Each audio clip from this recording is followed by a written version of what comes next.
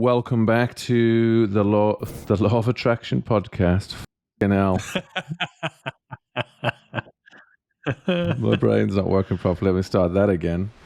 For some people, they might be curious, what is the law of attraction? And simply, like if you look at it really simply, it appears to be the spiritual belief that the positive or negative nature of your thinking draws positive or negative experiences into your life.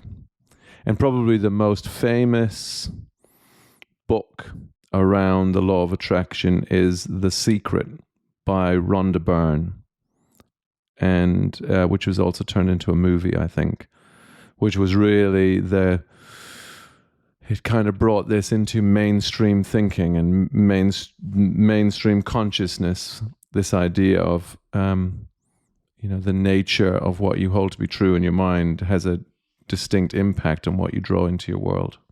You choose to engage with the world from a place of creativity and curiosity and deep empathy, deep love, or you choose to engage with the world from a place of fear and feeling overwhelmed and deep anxiety and feeling like you've got no time and animosity, blah, blah, blah. And so, and you use this analogy, I think you've mentioned it before, where you ride the glass elevator of your consciousness between the basement, which is the lowest point, where it is dark and dank, and that feeling of fear is most manifest. And then you ride that elevator, and the higher you go in terms of your consciousness, the more spectacular the view and the lighter you feel. And I think for me, when you're aware that your GPS is going off, Mavis's famous GPS that we were all born with, when you're aware that your alarm system is going off and your thinking is bad and you're becoming dumber, you're sinking into that basement. And so your come from is poor. It's not great. And so the reality that you create, the experience of life you create from that place is going to be negative, and it's going to be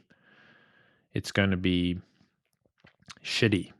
But the moment you spot it and the moment you pay attention to that alarm going off and you realize what you're attaching to and you let go of it and you let go of the narrative and the identity and all of that, and you raise your consciousness and you have that lightness and that openness, then the way in which you create your experience of life is significantly more positive and enjoyable. And when your come from is that place, then you seemingly attract more positive experiences and good things happen, magic happens. And a great example of this, I'll put this in practical terms. As you know, we were in France for the last couple of weeks, touring around, watching the Springboks play their opening pool games, and the unfortunate stereotype or comment leveled at French people is they can be exceptionally rude, and I'm sure that that's true of just about every culture. There are individuals who can be exceptionally rude, but the French get a bad rap on this, and I can tell you hand on heart that we had such a magical trip touring around France, from Marseille to Bordeaux to Paris in a rental car, taking a train from La Rochelle to Paris. Vanessa, myself, our eldest daughter, Grace, and we delighted in the whole experience. And our come from was so unattached to the fear in the basement. And it was so open in terms of the open hand that every encounter we had was just delightful. To the point where we said to each other often over the dinner table, we were like, why do the French get such a bad rap on this? Because everybody was just lovely. And I fundamentally know in my bones it was the energy that we arrived with. It was the way in which we approached those interactions, and it was made manifest in the experience we had. We created this amazing experience. And so if your come from is that place of higher consciousness, of openness, of curiosity, of authentic empathy and love, then you attract these amazing experiences. And if you're down in the basement, it's gonna be ugly. Where the law of attraction, in the way that I understand it, falls down is that it lures people into this sense that they don't have to do anything more than just have positive thinking. And it almost lures people into this idea of, okay, so I shouldn't have negative thoughts. It's all about positive thoughts. And, when we think about the glass elevator, I would say to people, no, it's about noticing that will happen and being really mindful of like where the good feeling is living and trusting in that good feeling. And following that. If that's where the good feeling is, it's friends, follow that, go with that energy, and notice when your energy is off. Notice when your feeling system is telling you, no, I'm out of whack on this. And the other person that comes to mind, as well as your friend's story, is, Jim Carrey talks about this. He's like, oh, I wrote a check to myself for $10 million. And I put the date on the check, and I put it in an envelope, and I sent it to myself. And that was it. He's like, as far as I was concerned, it's a done deal. I will have a check for $10 million within, I can't remember how many years it was. He's like, and then I didn't think about it again, other than I just knew that was true. And he played from that place. And he was like, I just allowed that to be true in my heart. And then he played from that place, and he did loads of stuff, and he had ups and downs, and he talks about it. It's like, it wasn't a smooth path. It wasn't all plain sailing. He had high moods and low moods, but he had already allowed it into his awareness. Like, that's a done deal. And then he said, pretty much exactly on time, it came to pass. And he's like, I don't know how I created it. I don't know how I create, but I just allowed it to be true in my awareness. And I think there's something really powerful in that people underestimate. Do you think, though, that what's potentially happening is, because I agree with you, I think this idea of, oh, well, just switch your thinking to positive thinking and it's a done deal. Like that's nonsense. And it's the same, it's the same with like what all of our guests are pointing to. I don't think there's a world in which, you'd hear a Mavis Khan as an example say, oh, well, if your alarm is going off, if you sense that your GPS is off, then just, switch your thinking from negative to positive, and then you're going to be all right.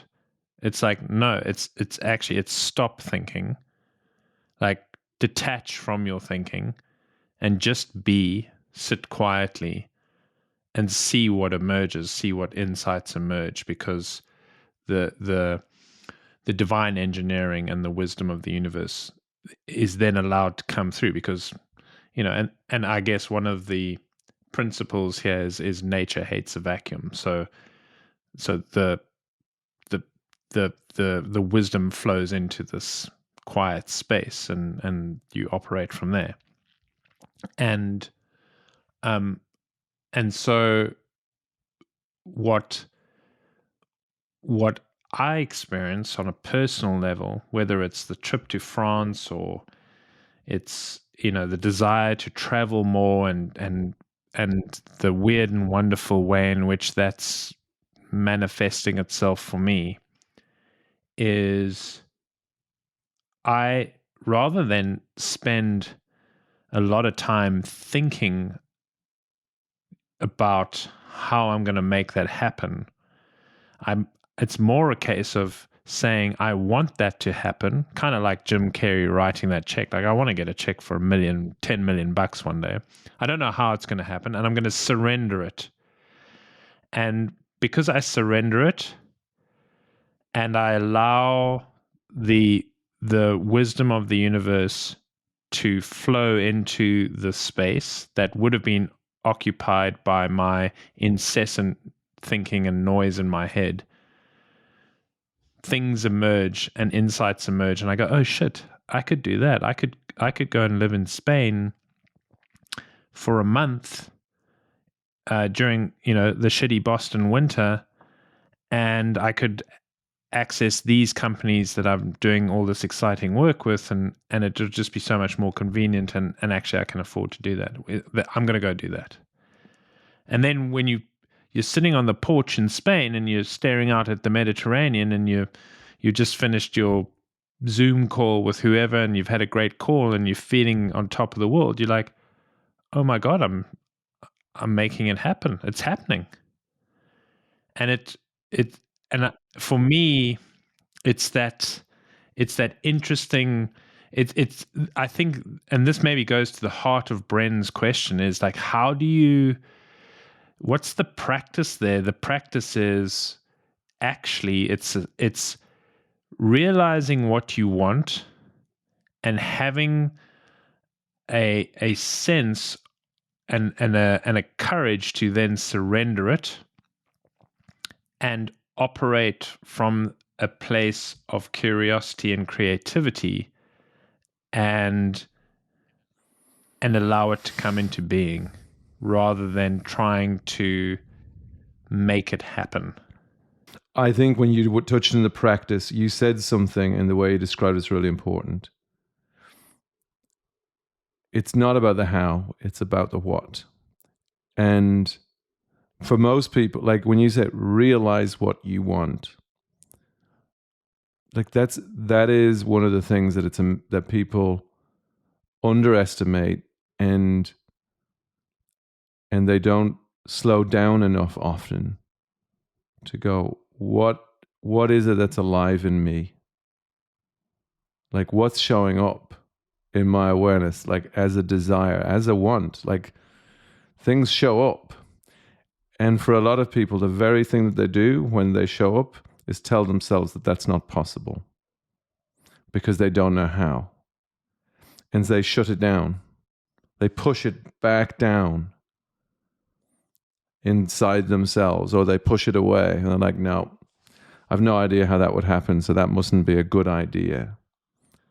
Or they give themselves shit and tell themselves that they're not good enough to be able to bring that idea to life, or it's not for them. And these are all examples of closed fist. They're all examples of us suffering from what is actually like a psychological, it's a known habit. It's the inferiority habit, which is the habit that we have of believing that we are not as capable as we are. And it probably sits at the heart of this whole podcast, which is, if people had even a smidgen of an idea of just how capable they are, they would open themselves up to so many more ideas. And I think when you described it, what I heard is, oh yeah, I allow whatever I want to be. I don't judge it, and I don't try and make it happen. But it's like, oh, yeah, like I love that. Well, that's what I want. And so I'm going to surrender myself to that. I'm going to allow that in, and I'm going to see what happens from there. And then, to my mind, two things happen when we let ourselves off the hook and go, well, it's not up to me to make it happen. Get to the two things. This is what I mean by our visions are a place to come from. They're not a place to get to. Most people think that when they have an idea, that then it's like, okay, so I've got to get to the $1 million, or I've got to get to France, and I've got to make that happen. And it's like, no, that vision is not about the future. That's something that you're seeing now. It's a gift for you now. It's a catalyst for this moment. It's not that it's going to show up exactly how you're seeing it. It's inspired thought. And I don't even know where it comes from. Like, I think our inspired thinking is the way the universe communicates through us. It's just serving up these ideas that come from nowhere. So there's a place to come from. And when we surrender and allow it in, to my mind, two things happen. One, we have ideas. Like when we surrender, we go, oh. And ideas come to us. And then it's how we're going to act on the ideas. Like you said, oh, well, like Spain, and I could just go and look at what's available in Spain. And like there tend to be little ideas that come to us. I'll just jump on the website and check that out. And we just get into this motion of, oh, there's another idea. And it's probably what people will call flow. But the other thing that's also magical that happens is when you allow it in and you surrender up, all of a sudden things start appearing in your world that seem uncanny. It's like people will put it down to being a coincidence. You're like, well, that's just coincidence. You're like, well, it seems to happen very often that when people surrender themselves to their desires and are like, oh, I have no idea how it's going to happen, but like I'm all in and I'm just going to see where it goes. Then people show up out of the blue. Hey, I just wanted to chat to you about this thing, or I wanted to run something past you, or we see something in a newspaper or a book, and we're like, my goodness, like, isn't that amazing? I had this thought the other day, and like now these things are showing up. And that's the other thing. And then again, it's like, can you have the courage to act on those? Someone shows up and says, oh, would you be interested in this? Like, I'll tell you a real example of this for me. I had a thought in the work that I do. It's like, oh, it would be, what I would love? I'd love to be doing things more on other people's platforms, and that would be cool. I was like, oh, that'd be cool. And I think that will have been on like a Friday. And on the Sunday night, I got a message from one of my mentors saying, hey, Al, we've got this thing where we run, and we would love for you to come in and host it. Like, what do you think? Like, it'd be one of our hosts, be one of the people in our community that runs one of our, Monday night creating sessions. And my first thought was, oh my God, I'm not ready. And then I had to catch myself and go, this is what the universe is doing. It's like, oh, you did ask for it and you accepted it, so here it is. And then it's like, can we notice the difference between when insecure thought shows up and being able to remember, oh no, this is my come from. Now I have to step into it, which is your point about courage. And I think it's surrender to your desires, be awake to what shows up, and then have the courage to act on what shows up without listening to your insecure thinking. When your come from is that gratitude, that love, that empathy, that good place, everything just takes on a sheen, and the present is magical.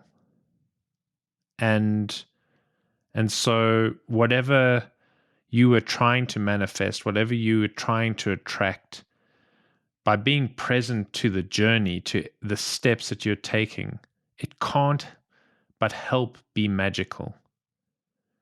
And so by virtue of that come from, you attract all the goodness there is to attract out of everything. I think the bit that I wanted to put on the table on this, I think it's fundamental. Do you believe the universe is friendly or not? It's like an Einstein question, I think, which said, one of the most important questions man has to answer is whether or not he believes the universe is friendly. And there's this like story, like it's a story of a mountain climber. And I don't know if I've told this on here before, but it's one of my favorite little kind of anecdotes. And he's climbing up this mountain, and it's starting to go dusk, and it's getting slim. And next thing he slips, and he's falling. He's falling down, and he's screaming, and he's next thing he gets snagged. His foot gets snagged, or parts of his clothes, and he's dangling upside down off the side of a mountain. And he's in this crevice, and it's dark, and this guy is not particularly religious or spiritual, but needs must. And so he looks up and he shouts, "If there's anyone up there, now would be a great time to show yourself." And this voice comes back to him and says, "It's okay, my son. Just cut the branch and I'll guide you safely down." And the mountaineer looks back up and asks, "Is there anyone else up there?" And the next day, search and rescue are out looking for the guy. And they find this guy, and he's dead. He's dangling from like a branch. And they're like, "Oh, what a shame he didn't know he was only 2 feet from the ground." And the point of the story is that if you don't believe the universe is friendly, then you're probably not going to take a chance on it. You're probably going to go around relying on your intellect. You're going to, and why wouldn't you? Because if you haven't experienced it, like if to your mind this is not on offer, then I get it. You're probably going to say, no, like I'm not prepared to surrender to the universe. I'm going to rely on me. I'm going to put it on my shoulders, and I'm going to live in the world. If it's meant to be, it's up to me, and I'm going to rely on my intellect. And I think that is the fundamental difference, whether you want to call it the law of attraction, and I think we're going a bit further than that, because I think just the law of attraction on its own isn't sufficient, because it tells half the story. But I think the fundamental piece that I would say sits at the heart of it is, do you believe that there's a greater power at play than just your intellect? And where do you want to put your faith? And I'm not a particularly religious person, but I do believe in that there's something more at play. I don't know what it is. Can't explain it. I just know it. I've experienced it too many times. I've spoken to too many people. And so for me, it's the greatest opportunity is to come from that place. The greatest opportunity is to surrender. Doesn't mean that I always do it. Like I'm no more perfect than anybody else. It's just that I'll remind myself to the best of my ability to come back to this moment and be like, trust in what's showing up and jump. Like I've got a picture in the background of someone jumping off the rock, because that's a picture that reflects me, of a story about me jumping off a rock in Croatia. And to me, it's my metaphor for myself of when the universe gives you a nudge, your only job is to jump. And then see where you land, and trust that you might be surprised more often than not that it's exactly where you were meant to be, even though you didn't know it before you got there.